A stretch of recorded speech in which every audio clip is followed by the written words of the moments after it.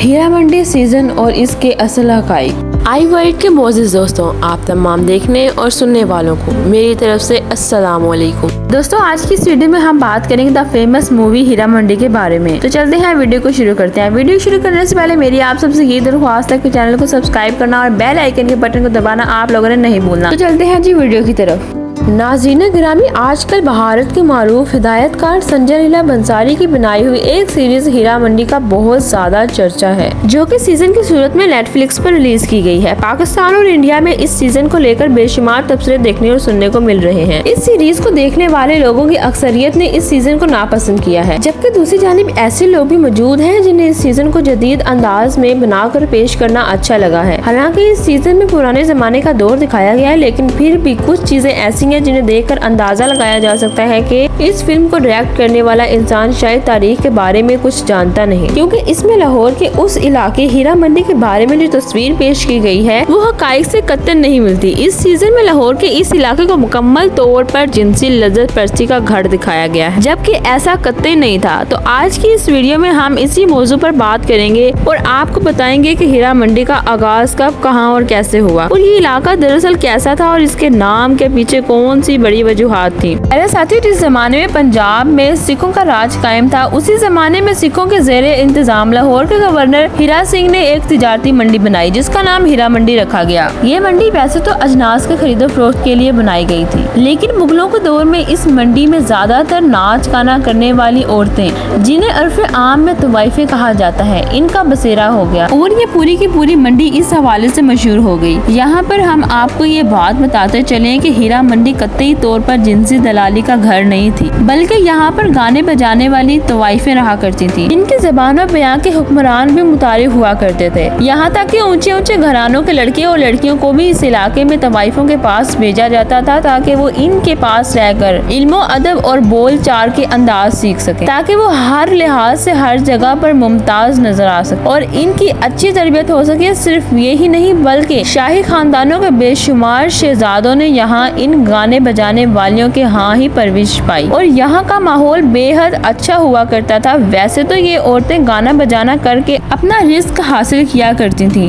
लेकिन इनके घरों का माहौल बेहद इल्मी और अदबी हुआ करता था, जिसमें साज और संगीत भी शामिल थे। वक्त गुजरने के साथ साथ जब मुगलों का जवाल शुरू हुआ और अंग्रेजों की शक्ल में यहाँ इंसानियत ने एक बाकायदा फैशन की सूरत इख्तियार कर ली, तो यहाँ पर मौजूद वज़ादार सवाइफें अपना बोरिया बिस्तर समेट कर दूर दराज के इलाकों में चली गयी, जहाँ इन्हें मुख्तलिफ इलाकों के नवाबों और जागीरदारों ने हाथों हाथ लिया। इनके यहाँ से जाने के बाद यहाँ ऐसे लोगों का बसेरा हो गया जिन्होंने हीरा मंडी की अक्सरियत को ही बदल कर रख दिया और ये इलाका इंसानियत की नजर हो गया। इस इलाके में जिनसी दलाली करने वालों का बसेरा हो गया और यहाँ से लड़कियाँ मुख्तलिफ ऐश परस्त राजाओं, महाराजाओं और अंग्रेज अफसरान को पेश की जाने लगी और इनके सौदे होने लगे। यानी ये इलाका बड़े तवील अरसे तक इल्म और अदब का गहवारा बना रहा और यहाँ पर कोई भी ऐसी बेशरीफाना हरकत नहीं हुई, जैसे कि भारत के हिदायतकार संजय लीला बंसाली ने अपने इस सीजन में पेश करने की कोशिश की है। इसकी एक वजह ये भी हो सकती है कि लाहौर हमेशा से ही सकाफती, इल्मी और अदबी घर रहा है और ये इलाका सैकड़ों सालों तक मुगलों के ज़ेरे इंतजाम भी रहा है। हिंदुओं को वैसे ही मुसलमान हुक्मरानों से जाती खालिश थी और वो अपनी इसी दुश्मनी का इजहार मुख्तलिफ फिल्मों के जरिए करते रहते हैं। इसी तरह की बेशुमार फिल्में मुगल हुक्मरानों पर बनाई जा चुकी हैं, जिसमें उन्होंने तस्वीर का सिर्फ एक ही रुख पेश किया है ताकि भारत में मौजूद हिंदुओं को खुश रखा जा सके। प्यारे दोस्तों, अफसोस की बात तो ये है कि इस तरह की मुख्तलिफ फिल्मों में मुसलमान अदाकारों को ज्यादातर भर्ती किया जाता है ताकि ये दिखाया जा सके कि यहाँ पर बसने वाले मुसलमान भी इन मुगल हुक्मरानों से इतने ही तंग थे जितनी कि दूसरी अक़लियतें इनसे खाइफ थीं।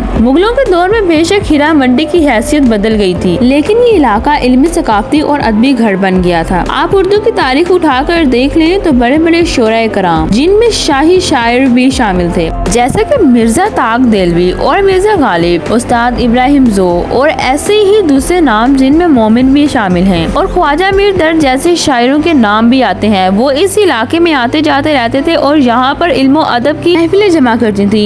इन्हीं शायरों की लिखी हुई गजलें यहाँ पर बसने वाले तवाइफें साज़ो संगीत के साथ गाती थी और यूँ इनकी रोजी रोटी चलती थी। इस जमाने में ये भी एक वतीरा था कि शायर हजरात अपनी गजलें लिखकर इन तवाइफों के पास आते थे, जो गाकर इन्हें चेक करते करती थी और प्रैक्टिस करके इस गजल को इसी शायर के साथ और इन्हीं तवाइफों के साथ बादशाह के दरबार में पेश किया जाता था। वहाँ ये तवाइफें इस शायर की गजल गाकर बादशाहों से इनाम वसूल करती थी और शायर को भी इनाम मिलता था। मुगलिया दौरे हुकूमत के रिकॉर्ड निकाल कर देखे जाएं तो कोई ऐसी शहादत नहीं मिलती जब किसी तवाइफ के कोटे से किसी औरत को बादशाह की दिलदाही के लिए इसके हरम पहुंचाया गया हो या बादशाहों की जानिब से ऐसी कभी कोई डिमांड की गई हो। इससे ये अंदाजा करना बड़ा आसान है कि दरअसल इस फिल्म में दिखाए गए तमाम के तमाम मनाजिर मुस्लिम दुश्मनी पर मबनी है और इनका मकसद सिर्फ और सिर्फ मुसलमानों का इखलाक और किरदार जाहिर करना है ताकि मुसलमानों की किरदार कशी की जा सके। यहाँ पर हम तवाइफों की साइड नहीं ले रहे, लेकिन हकाइक तक पहुँचना हमारी जिम्मेदारी जरूर बनती है। नाज़रीन ग्रामी, एक जमाना था कि जब तवाइफों का नाच गाना बहुत बुरा समझा जाता था, जबकि आजकल ये काम तकरीबन हर घर में ही हो रहा है और अब इसे बुरा भी नहीं समझा जाता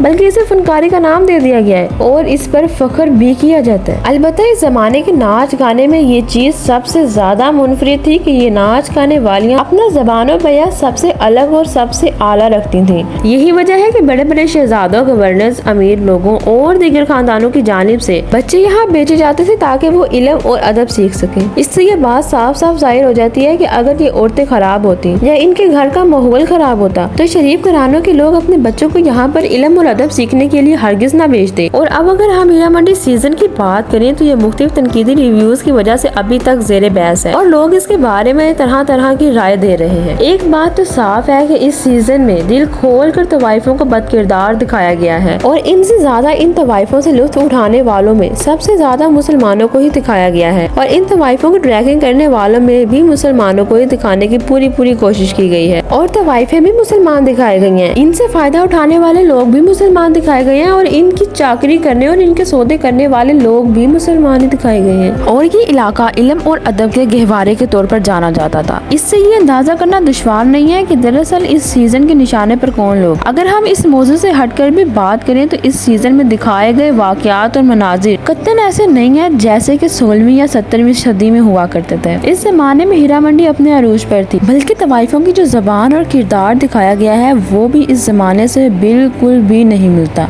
यूं हीरा मंडी सीरीज को इस्तेमाल करते हुए इस फिल्म में अपना खुन्नस निकालने की पूरी कोशिश की गई है, वरना ये तारीख के इतबार से बड़ी अहम फिल्म बन सकती थी जिस पर अच्छा खासा बिजनेस भी किया जा सकता था। जी तो मौजूद दोस्तों, ये थी आज की video. Thanks for watching this video and please subscribe my channel and push the bell icon. दोस्तों, अगर आपने भी हीरा मंडी सीरीज देख रखी है तो आपकी राय इस फिल्म के बारे में क्या कहती है, कमेंट्स करके हमारे साथ शेयर जरूर कीजिएगा। अल्लाह हाफ़िज़। और नेक्स्ट आप वीडियो किस टॉपिक पर देखना चाहते हैं, कमेंट्स में हमारे साथ अपनी ख्वाहिश का इजहार जरूर कीजिएगा।